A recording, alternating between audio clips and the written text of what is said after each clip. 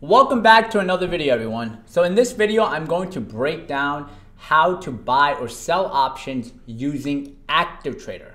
Now, first and foremost, right now the market is closed, so I won't be able to buy or sell right now. So what I'm going to do is I'm going to go on the on-demand feature, which once again is going to allow me to go back in time to actually buy or sell a stock or any other security that I want, right? So if I go on the on-demand feature, once again, it's taking me to whatever date I'm looking for. Let's say I go to October 9th. So at this point, I'm on October 9th, 10:19 a.m. That's the only thing I see. I see everything until October 9th, 10:19 a.m. And what I'm gonna do is I'm gonna jump to stock Roku. Now, as I jump to stock Roku, it's automatically going to show me everything right here for stock Roku.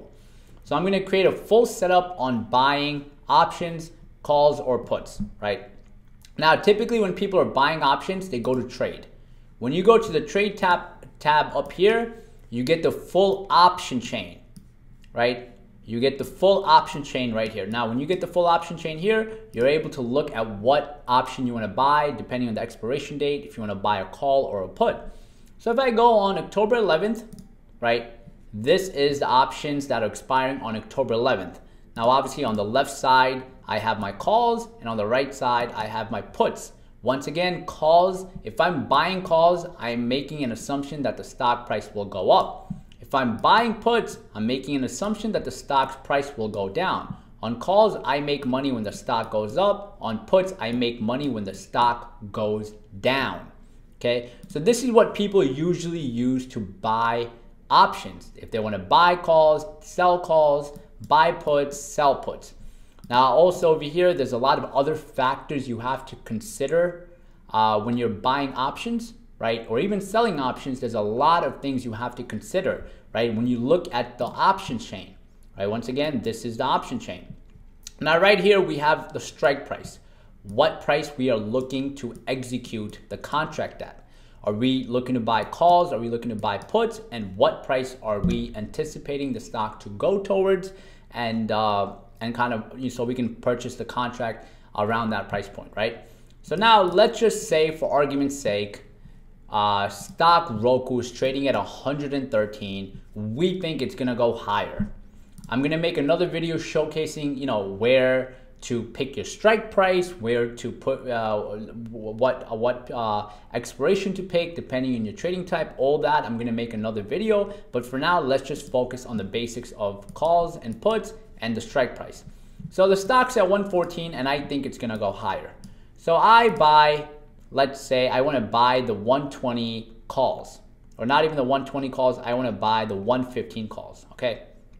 Now, if I wanna buy the 115 calls, this is where I would typically buy it, and this is where people usually typically use to buy or sell options. Now, instead of me using this, what I'm going to use the ActiveTrader tab on the platform. So how are we gonna set up the ActiveTrader? So let me help you set it up. So basically, if we wanna set it up, this is what we do. So we are going to go to our ActiveTrader, and this right here will allow you to buy or sell that option chain. So this is the setup I personally like to use when I'm buying or selling options. So basically, I go up here and I create two boxes.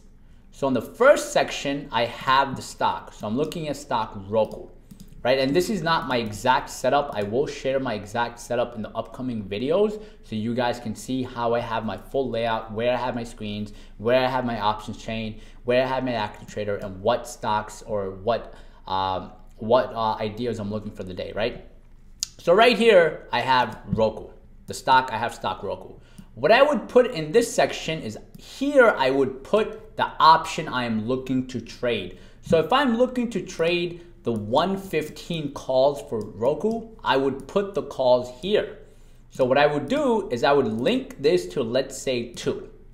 Now, if I link this to 2, all I have to do is go to the option chain, go to the 115 calls, right click, and hit send to 2, right? If I send to 2, what's presented here is the option chain, the option for that price.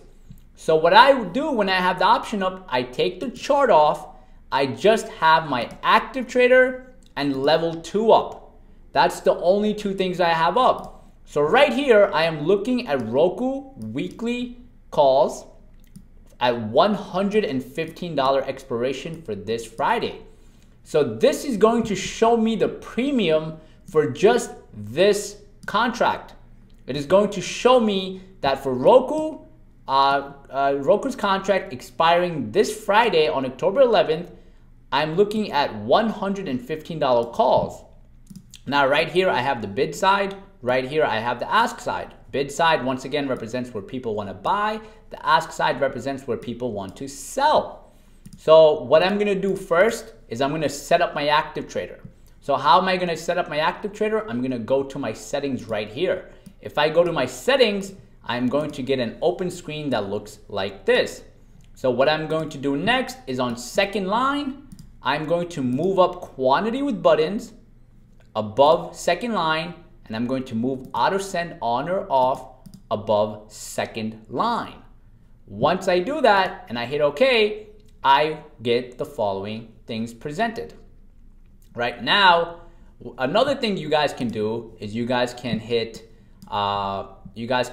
buy ask, buy the bid. You know, you can set up all these things. So let's say I have buy ask or buy bid and you want to set up other orders, you can too. But this is how I personally like to have it up.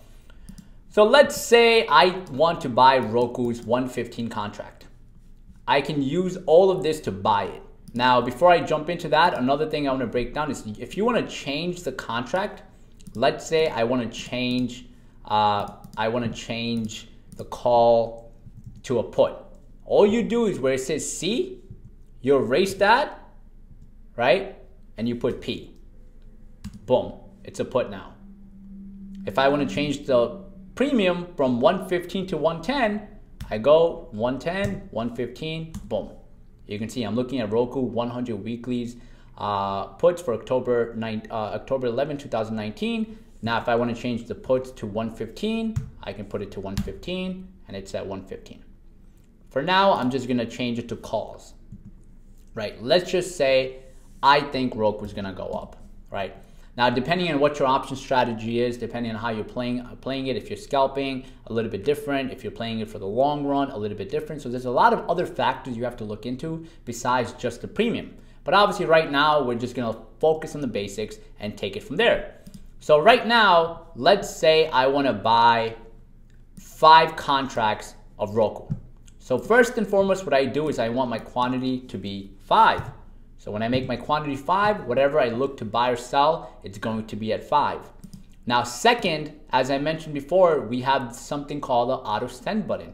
If you're someone who's looking for very fast execution speeds, auto send would be very, very effective. Why? Because if you don't have auto send on, and let's say I hit buy market, it's gonna ask me for a confirmation. But let's say I have my auto send on and I hit buy market, it's not going to ask me for confirmation. That's number 1. Number 2, like I mentioned before, when you're buying options, I do not recommend you using buy market or sell market. Why? Because market makers, they always mess around with the orders. So for example, right now you might say, well, if I buy market, I might get it at 255. But what you have to understand, the way market makers work is the moment you put buy 5 at 255 or 260 and you use a market order, the moment this order goes through, the market makers sometimes are gonna move this from 260 to maybe 276. So you end up paying a much higher premium than you actually would because the market makers' computers are extremely fast. So your order processes and their bid and ask changes in like a millisecond. Which is why if you've traded options before, you've noticed that the minute you get in, boom, you're down already. Because you're using buy market or sell market, right? So what we're gonna do is instead of using buy market or sell market, we can buy or sell from here. So right now, the sellers are at 274, the buyers are at 270. If I really, really wanna get in this stock, in this option right now, I can just hit the ask. What I mean by that is I go to 274 right here and I hit buy 5 limit, boom, send. All right, so what I'm gonna do here is I'm gonna buy using the active trader instead of buying market or selling market. Now on the on-demand feature, it's gonna lag a little bit, so it might not be perfect, but I promise when you use it on a real account or even paper trading, it's gonna be a little bit more effective. So basically, let's say I wanna buy this stock right now. It's gonna show me where the sellers are and where the buyers are. So you can see at 289, we have people selling, right? At 286 and 290, see it's kind of messed up a little bit, is where people are looking to buy. One way I can buy it is I can hit buy market, right? Another way I can buy is I can use this section right here to buy. So basically 295 is where the sellers are. So if I really want to get in, I can go on 295 and hit buy limit. Once I hit buy limit, boom, I got filled at 295. I hit the ask instead of hitting buy market. Why? Because on a real account, this is not going to happen on paper trading or on demand. If I hit buy market, sometimes what the market makers are going to do is they won't let me get it for 295. They see a market order coming in and they're like, okay, this person is willing to buy at market. We are looking to sell at 295. Why would I sell it to him or her for 295 when they are placing a market order willing to buy at any price? Move this, put $3. Now, instead of you getting filled for $295, what their first ask price was, you get it for $3 because they have super quick systems and computers which are programmed to actually fluctuate based on these algos, right? So that's one thing. So make sure you're using a limit order. Next, when you get into an option trade with active trader, the great thing is you don't see your P&L. I think that's a great thing, especially for a lot of people that panic seeing the P&L. But now the second question people have is, all right, I don't see my P&L, that's okay, but how do I know how many contracts do I have? Right here, you have net position 5. You can see I have 5 contracts. Now, if I go to my monitor tab, you can see I own 5 contracts. First stock Roku, 115 call, 295 is my trade price. The stock is currently at 293. I'm down $7.50. Now, let's just say I want to exit. If I want to exit, I can either hit the mid price, like instead of me hitting it right at 294, I would say, let me try 297. Because sometimes what happens with market makers is they might want to buy at 294 and sell at 3. But if you put in a price known as mid price, let's say I go to 296, they might fill your order at 296, right? Because remember, a lot of times you're trading against market makers, not real humans. They're the ones moving prices back and forth. So I might try 296. It's not filling. Now, let's say I really want to fill in. The stock looks like it's going down. I might say, you know what? Screw 296, 294, and get out, right? And it's going to allow me to immediately get in or out of the stock price. Now, obviously, this isn't working right now because like I mentioned before, we're on the on-demand feature and sometimes the on-demand feature lags and messes up. But on a real account, that order would go through immediately, right? Let me see if I can change it, exit out. Let's say we go back to 295. Yeah, see on the on-demand feature, it's kind of messing up. Tried market, I got out at 289, okay? But if you guys see, that's the concept of using active trader on options, right? Now, let's say I'm trading another stock, right? You can always change this. One way to change it is you can just change it, writing it out. Or you can go to monitor and let's say you want to trade, you go to trade and let's say you want to trade Apple's contract, Apple's option. So you go to stock Apple and you're like, I want to buy puts. Same thing. You go to trade, you go to Apple. I want to buy the 225 puts. So I go to 225. I look at puts. Once again, puts mean that the stock's price is going to go down or you're anticipating it's going to go down. 225 puts, right click, send to 2, and I have, if you guys see right here, the 225 puts for stock Apple, contract expiring this Friday. Same concept, have the buyers and the sellers for the puts. Remember, if the stock's price goes down, my premium goes up. So all I have to do here, I have to buy puts. So let's say I want to buy 50. If I want to buy 50, and just keep this in mind, if you're ever buying a lot of contracts, especially 50, 100, 200, 300, please do not use a market order. Now, even if you're buying 200 or 300 contracts, which I have done in the past, and I've noticed something. When you buy a lot of size, do not go in all at once. Like if you're buying, let's say 200 contracts of Apple right now, go in 50, 50, 50, 50, or go in 100 or 100, right? Cut it down a little bit. Do not go in with big size right off the bat. But if you're trading 10 contracts, 5 contracts, that's totally fine. So in this situation, what I'm gonna do is I'm gonna buy, let's say I wanna buy 50 at 164. You can see people are selling at 164. So I go, boom. I got 50 in 164 immediately. Now, if I use market order, what market makers would do sometimes, instead of me getting it for 164, I might get it for 167. And obviously those 3 cents are huge, especially if you're trading options with a lot of size. So that's why using a limit order is very, very effective. Now, let's say I want to put a stop. Can I put a stop? Yes, I can put a stop. You can see at 150, 153, I have a stop. I don't really recommend using stops for options. Just because market makers fluctuate the price up or down, especially on options that don't have a lot of volume. If there's volume, cool, maybe sometimes it'll work, but in this situation, if there's no volume, it'll make it very, very hard. Market makers will stop you out.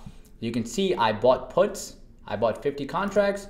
You go to your monitor, you can see we are up $100 right now on this trade. Why? Because buying puts is basically we are anticipating that the stock's price is gonna go down, and as the stock's price goes down, our premiums go up. We own 50 contracts. Let's say I wanna sell it. I own 50 contracts at 164. Let's just say I wanna sell at 169 or whatever the case is. I go here, boom, 169, I'm out. $250, immediate execution. That's the whole idea of using active trader for options. Me personally, I think it's a lot faster and quicker, and it's especially very effective. I just think using the options chain, which is something a lot of people use, setting up your order, getting it ready, and doing all that just takes away a lot of time. So doing it up here just becomes very, very effective, right? Now, last question that people have is how many screens should I have with my active trader? Obviously, you should not have a lot of screens in my opinion. I think if a stock is setting up for a play, then you should open up your active trader and set up the play, but you should not be watching 10 stocks and have 10 active traders open for each one of those. That's just going to be a lot of different information. Like I mentioned in the upcoming videos, I will show you my breakdown, how I have my screen set up, what I look out for, and how I have everything set up.